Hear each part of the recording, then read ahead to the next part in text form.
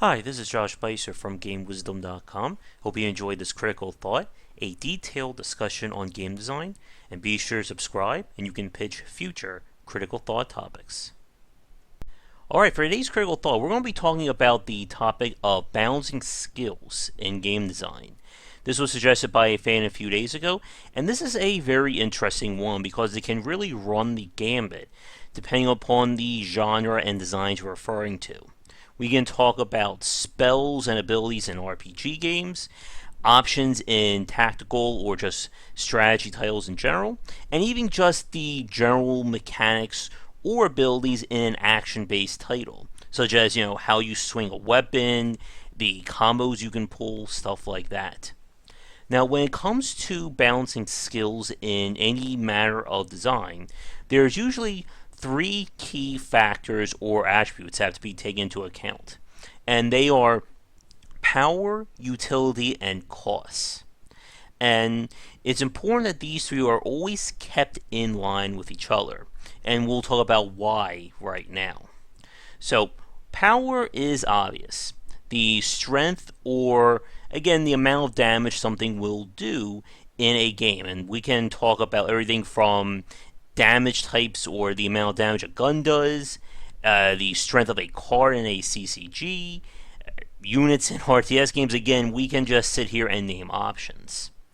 Now, power by itself, though, again, is very self-explanatory. If I have a weapon that does 50 points of damage and one that does 100, the 100 one is obviously going to be better. Now, power is usually tied to utility. And utility refers to any extra or unique advantages that this option will have. Such as, again, we can really just go as far as we can imagine here. The spread of an attack in a shmup, special effects like fire, ice, electrical, stuns, you name it, in pretty much any action-based game, special abilities in CCGs. Again, as far as you can imagine, we can apply it here. But typically, power and utility are kept in line with each other. If something is really powerful, it will generally not have a lot of utility, such as a laser spell. I shoot a laser, things die. It's not going to heal me or, cause enemies to turn or flip their legion, stuff like that. And typically, if something has special utilities or is very useful in that regard, it will have lower power to compensate. And a really good example of this lately that I've been playing is in Gwent. What CD Projekt Red did with balancing out the cards is that the more unique or powerful the utility of a card is, the less strength it will add to the table. For instance, you have cards that can make another card resilient, so it will last an additional round, and these cards are usually 2 strength. While something that just adds might to the board could be like 6 to 10 because it doesn't do anything special. And then there's, of course, the balance of, silver to gold, with really powerful gold cards that have like a very special effect may have less might, while something that has very little utility will have a lot of strength that it adds. And that takes us to the third variable, and that's costs. Costs, again, is, very simply, just what it takes to play or use this action. And again, when we're talking about any number of games, this variable runs the gambit. The most common kind of cost is like a mana or special points, some kind of secondary resource that keeps you from just spamming this ability. And again, the more effects that this ability has, or the more utility or strength, the more it will cost to use it. So if I have a skill that's just like a metaphorical Kamehameha from Dragon Ball, then obviously it's not going to be something that just costs like 1 point of mana to use.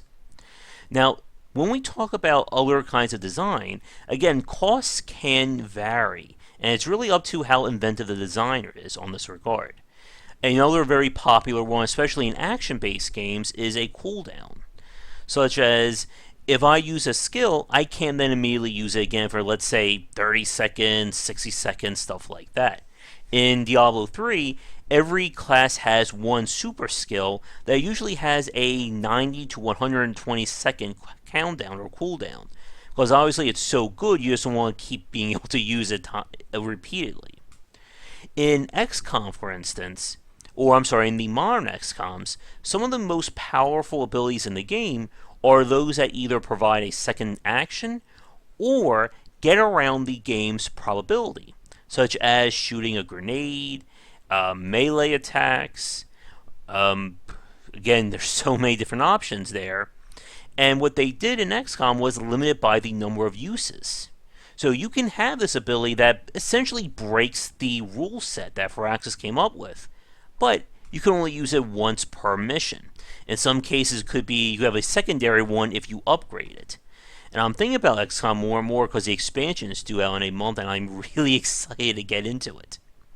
But again, when it comes to cost, power, and utility, all three have to be kept in check, because a skill that is all-powerful, has a wide variety of applications, and is low cost, is going to be outright broken.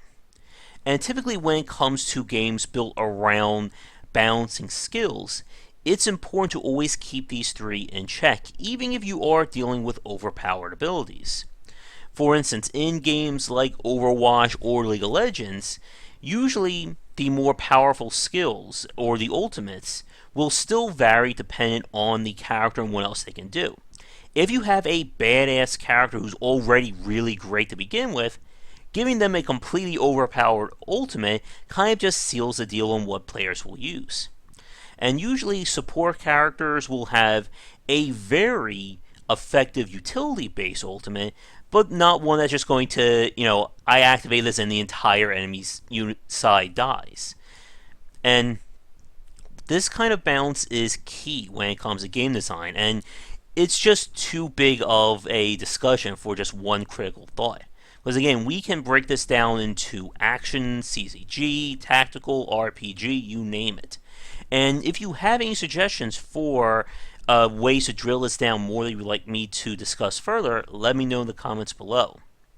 But when it comes to balancing skills, there is one topic that I want to talk about, and that is when it comes to ARPG and progression with skills. Sorry, there's a bug flying around while I'm trying to talk. One of the most challenging aspects when it comes to balancing skills is the progression. Badass slash 1, badass slash 2, 3, 4, and so on. And a major part of progression in games that are built around skills is being able to upgrade or improve them down the line. And again, when we're talking about upgrading, it really depends again on the three variables. We've seen games where a healing skill, my mouth just completely dried out there, a healing skill, when levels up, heals more. Or you reduce the cost or lower the cooldown. And then of course a very simple one of just raising damage. And one of the biggest changes I think was very beneficial in the ARPG genre was switching from a hard number progression system to a percentage base. And this is very important, so much so that we're going to have a little bit of a game design quiz right now. When we're talking about hard numbers versus percentage, what I'm referring to is a hard number means that we see an exact numerical value in terms of how skills grow. If the level 1 skill does 500 points of damage, level 2 could do 750, and then 3 could do 1000, and again we just keep going up and up and up. Percentage base, instead of giving you a hard number, you base the attack on a percentage that is tied to another attribute. Diablo 3, for instance, all the skills that do damage, or even heal in some cases, will say this skill will do 225% of this character's attack skill. And then another skill could do maybe 175. And in this regard, you're not seeing hard numbers in terms of, okay, this skill does 500 and this one does 700, this one is obviously better. But percentage-based progression is actually more beneficial in the long run, especially when it comes to balancing your game and balancing your skills. And the question for you folks is, why? So if you want to take a second to think about it, you can pause the video now. I'll give you guys a 3 count and then we'll get going. So the answer is that a hard number or a number-based progression is very much inferior due to the fact that it will fall by the wayside. And it's also a lot harder to balance when we're talking about over the entire length of the game. As we just said in the last section, skills are balanced by power, cost, and utility. And the issue is, when it comes to games that are built on unlocking new skills, it's basically common practice that the later skills will always be better. You're not going to give the player a skill at level 2 that's going to be comparable or better than something they unlock at level 50. But the point about using hard numbers is that these skills will eventually just become false choices, because a hard number means that there is an inherent limit to how useful or how much the skill can even have value over the length of an entire game, even more so when we're talking about New Game Plus or New Game Plus Plus, such as in ARPGs. A skill that does 5,000 points of damage, it sounds great in your head, but if all the enemies at the level that you're on have 100,000 points of health, then that 5,000 doesn't really do all that much. And like I said earlier, when we're talking about putting this next to other skills, this becomes even harder. Now in Diablo 2, for instance, the lower skills, you can keep putting skill points into these skills and raising their value. But it's the question of, it would take, let's say, 10 points to get this skill to the same level as 1 point in a higher level skill. And this creates the issue of false choices, wherein if you dedicate too much of your attention or your skill progression to a lower tier one, it will just not help you when you're getting later in the game. And typically in games that are built around hard number progression, there is usually a min-max at work of, I'm going to get the skill to, let's say, 5 points, and then I'm not going to touch it again because it's just not going to be worth it. Now, the beauty of a percentage-based progression is the fact that it streamlines the balance process dramatically. Because instead of having to level up skills and give them hard numbers, you're going by percentage. And because percentage is going to be based on the character progression, the player is basically going to always have these skills be of use. And this frees you up to, instead of having to worry about raising numbers, but lets you get more creative in terms of utility and options. In Grim Dawn, for instance, there are a lot of different modifiers on skills that will radically change them, and the same certainly goes for Diablo 3 with the whole skill gem system, wherein each skill that you can equip, you can also attach a skill gem or a rune, which will then dramatically change its effect. You could give it more power, i.e. you raise the percentage boost, or you just completely change the skill. Maybe a skill that does stun now will do pushback. Instead of throwing a grenade, maybe you cause skeletons to come out from the ground. And again, the sky's the limit.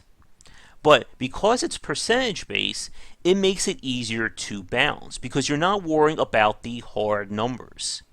So if you have a skill that does 300% of the player's attack damage, and you have one that does 150, you can now say, okay, this 300 skill will always be better in terms of power compared to the 151. So let's make that 151 completely different and do something special with it to compensate.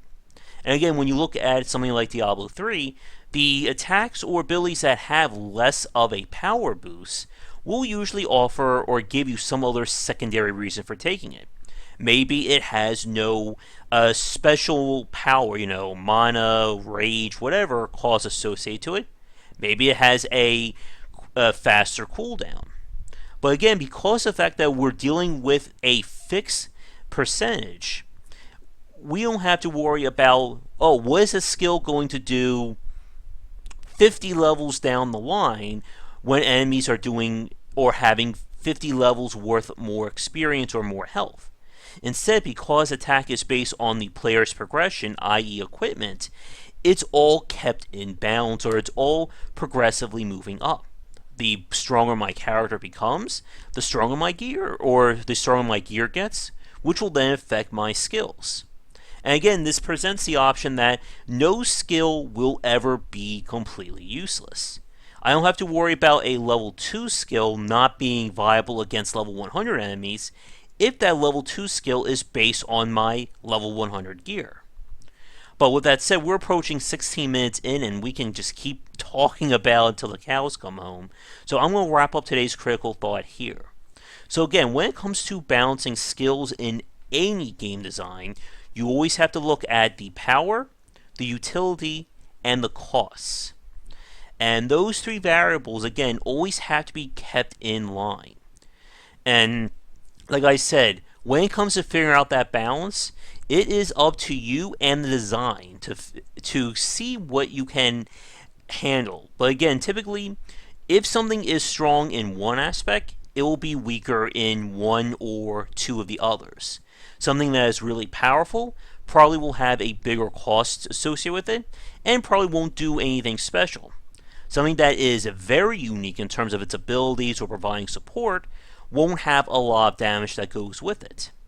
And again, something that doesn't cost a lot probably won't do as much compared to some ultimate skill that takes 10 minutes of charge up to perform.